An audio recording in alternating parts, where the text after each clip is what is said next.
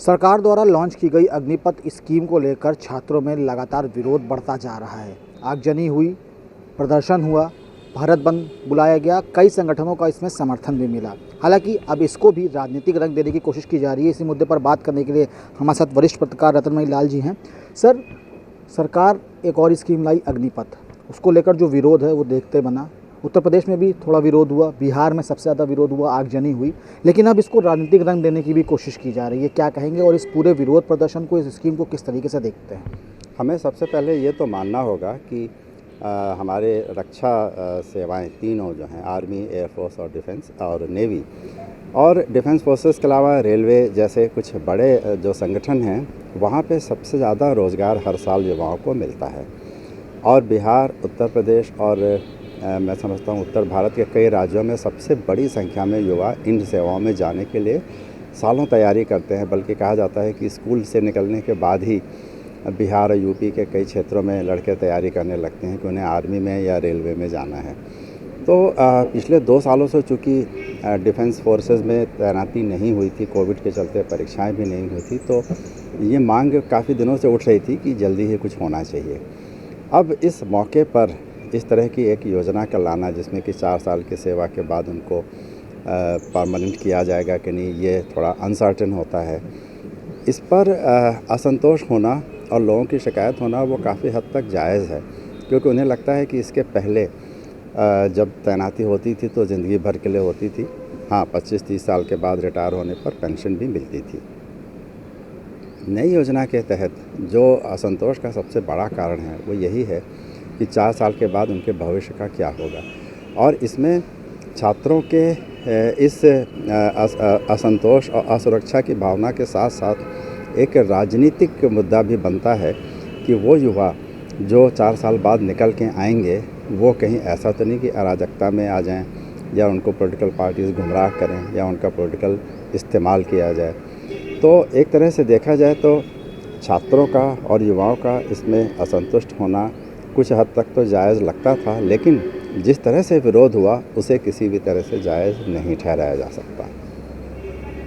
Public property को, राष्ट्रीय property को, रेलवे को जलाना, मुझे लगता है कि इसकी निंदा ना करके विपक्षी दलों ने जिस तरह से छात्रों को पूरी तरह से समर्थन दिया, उससे ये संदेश कहीं ना कहीं गया है कि विरोध प्रदर्शन के इस तरीके पर शायद विपक्षी दलों को कोई बहुत ज़्यादा आपत्ति नहीं है।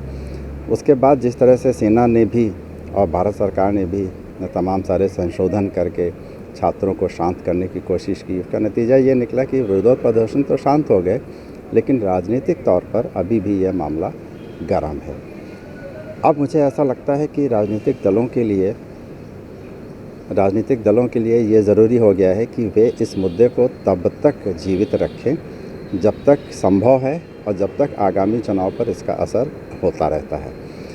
मुझे ये लगता है कि पिछले कुछ सालों से विपक्षी दलों में ये एक भावना आ गई है कि वो किसी भी मुद्दे को, किसी भी नई योजना को, किसी भी नए इनिशिएटिव को, किसी पहल को इसलिए विरोध करते हैं कि उससे उन्हें एक ये पहल करने का मौका मिलता है कि उन्होंने विरोध किया, और दूसरा ये कि वे इस समय की राष्ट्रीय सरकार को ये दिखाने के लिए कोशिश कर सकते हैं कि ये सरकार लोक विरोधी, जन विरोधी निर्णय ले रही है या नीतियां ला रही है, और इसके आधार पे वे मोदी की लोकप्रियता और अभी तक की जो सरकार चली आ रही है उसके विरुद्ध माहौल बनाने में कोशिश उनकी हमेशा जारी रहती है।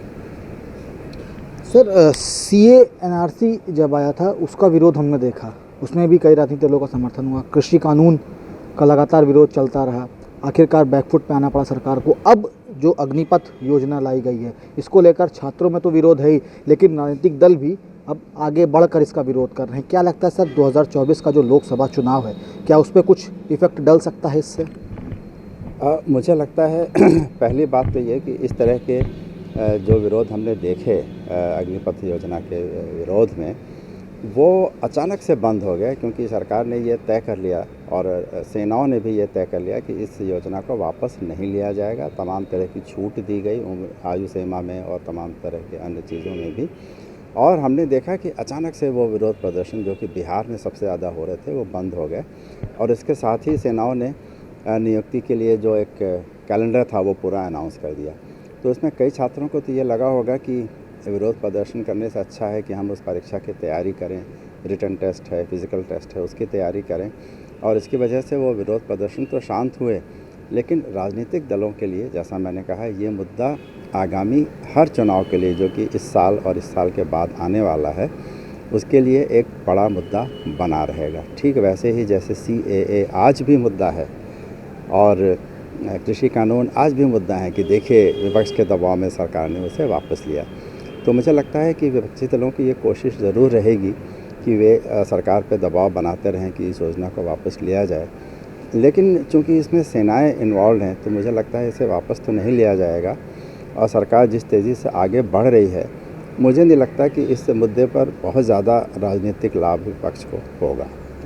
तो बिल्कुल राजनीतिक लाभ तो विपक्ष को नहीं होगा, लेकिन विपक्ष का जो एजेंडा है वो साफ है, विरोध कर रही है, अलग अलग राजनीतिक विरोध कर रहे हैं, छात्र विरोध कर रहे हैं, और अब देखना ये लाजमी होगा कि आखिर 2024 के लोकसभा चुनाव में ये मुद्दा कितना बड़ा मुद्दा बनकर उभरता है।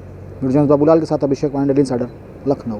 यूपी और देश दुनिया की तमाम ताजा तरीन खबरों के लिए आज ही गूगल प्ले स्टोर से इंस्टॉल करें हमारा तेजी से उभरता न्यूज ऐप डेली इनसाइडर।